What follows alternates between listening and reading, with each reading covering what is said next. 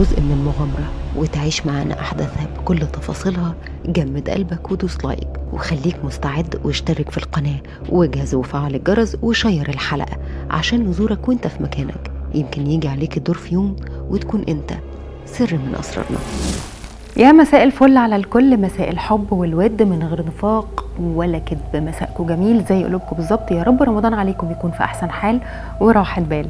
وحشتوني يا اسود من المره اللي فاتت للنهارده. يا ترى كنا المره اللي فاتت اخر حاجه وقفنا عندها ايه علاقه الدكتوره مايا صبحي بالموضوع؟ وانتي بتقولي ان ابليس هو اللي مسيطر على العالم مع بعض اعضاء البشريين. هو الكلام ده حقيقي؟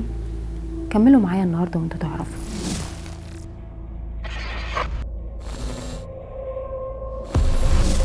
ونجح إبليس في السيطرة على العالم كله زي ما قلت لكم بأن هم امتلكوا الاقتصاد. جت المجموعة ديت وبقت هي المسيطرة، وانتم مش محتاجين ان انا اقول لكم هي مين، لان في غير كتير قوي اتكلم في الموضوع. ولكن انا بحب دايما اقول لكم على اللي ما بين السطور وبعضها واصل الحكاية وفصلها.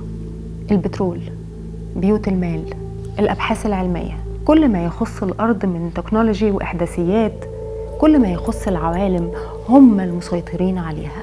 ونجحوا في ده لدرجة انهم تطرقوا لان هم يحطوا ويرسموا مين رئيس الدولة دي ومين اللي يتشال ومين اللي يتحط.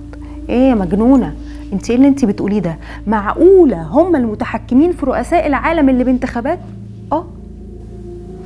الاكتر واكتر. بعد ما نجحوا في كل ده، في واحد من المجموعة ديت من حوالي 30 سنة خرج عن المجموعة دي، والمفروض انه انشق عنهم بقدرة الله عز وجل، وقرر انه يفضح امرهم، وقرر انه يكتب كتاب ويقول هو كان صفته ايه في الاعضاء دي. هو اللي كان مسؤول عن رؤساء العالم، يعني هو اللي بيكون متابع أو همزة الوصل ما بين المجموعة دي أو المنظومة إياها وما بين أي رئيس دولة سواء عربية أو أجنبية. هو كان همزة الوصل ما بين رؤساء دول العالم علشان يقول لهم الخطط المرسومة اللي كانوا بيمشوا عليها أو بياخدوها من إبليس في الغابة اللي في المكسيك كل سنة، ويعرفهم دورهم السياسي وإيه القرارات المصيرية اللي هياخدوها سواء في اقتصاد، في سياسة، في فن، فن، في كل حاجة مهما كانت. والرئيس اللي ما كانش بيسمع الكلام كان هو اللي مكلف يا إما يشيعه على الطريقة الجهنمية بتاع المنظومة إياها، يا إما يعمل له مشاكل كتير ويخليه يطلع من الخدمة. وبالفعل كان ناوي يعمل ده، ولكن هو دخول الحمام زي خروجه. بعد ما قرر انه يفضح امرهم، وبعد ما قرر انه بالفعل عمل كتاب، هو اي نعم الكتاب ده ما بقاش موجود واختفى تماما، الا انه هو كمان اختفى تماما. بس المرة دي هو ما اتخطفش، هو المرة دي اتصفى وراح عند اللي خلقه. هو ده مصير اي حد يخرج عن الخط المرسوم تبع المنظومة إياها.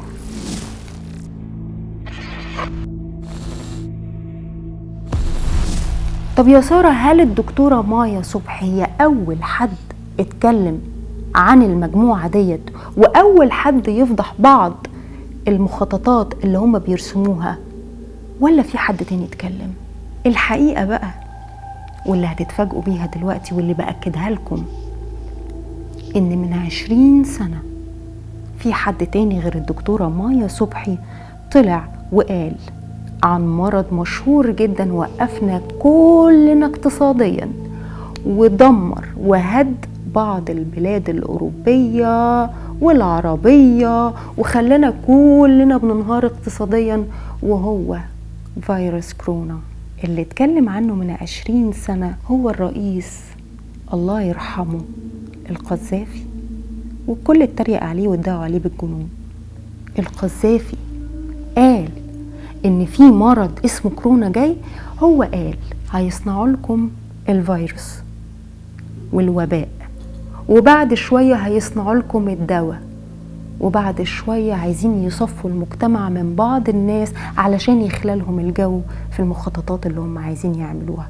هو ده اللي قاله القذافي. هو القذافي كان مخاوي ولا كان تبعهم؟ ولا كان ده ولا كان ده. أمال كان إيه حكايته الله يرحمه؟ كان ليه علاقة ببعض الأفارقة التقال في عالم الجان، اللي بيقدروا يعرفوا أي حاجة مستخبية كده ولا كده، ومنهم أعوان إبليس من الجان. وهو كان على علاقة قوية ببعض البني آدمين دول المتحكمين في القوى الخارقة وبيقروا الطالع وبلا بلا بلا بلا. فعرف المعلومة وقالها وصرح بيها، وكانت نهايته كلكم عارفينها، مش محتاجين ان انا اقولها.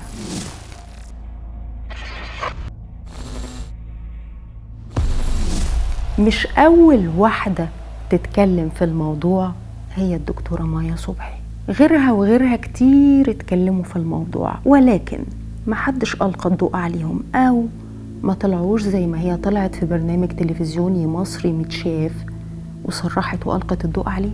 هي مين دكتورة مايا؟ انتي لحد دلوقتي برضو ما قلتلناش هي ايه علاقتها بالموضوع. هي كانت واحدة منهم؟ طب واحدة واحدة، ما نعرف الأول هي مين دكتورة مايا. هي دكتورة في علوم الفيزياء، مصرية جنسيا أبا عن جد. وعارفين يعني ايه حد يكون متخصص في علوم الفيزياء؟ يعني حد عبقري ذكي. مش أي حد يقدر يدرس علوم الفيزياء، لأن هي من أصعب العلوم اللي موجودة في العالم، بالتركيبة، بالدراسة، بالاختبارات، بكل ما يخص علوم الفيزياء. وزي ما قلت لكم اسألوا طلبة وطالبات الثانوية العامة. فأي حد بيدرس فيزياء بيكون عبقري وعلى درجة عالية من الذكاء، ودكتورة مايا كانت على درجة عالية من الذكاء. ومش بس كانت باحثة في علوم الفيزياء أو واخدة درجة الدكتوراه في علوم الفيزياء وبس، لا، دي كانت باحثة في علوم الأديان السماوية. يعني كانت دايما بتبحث في التوراة والإنجيل والقرآن الكريم، وتجيب كل ما يخص الكتب السنوية وبتقعد تحطهم قصاد بعض، وبتقعد تقرا هنا وتقرا هنا وتحط ده مع ده، وتجيب أصل الفقه وأصل السنة وأصل القرآن وأصل الإنجيل وأصل التوراة. كانت باحثة في كل العلوم دي. والحكاية ابتدت معاها، عاوزين تعرفوا صح؟ مضطرة أقول لكم الحلقة الجاية يا أجمل قلوب في الدنيا.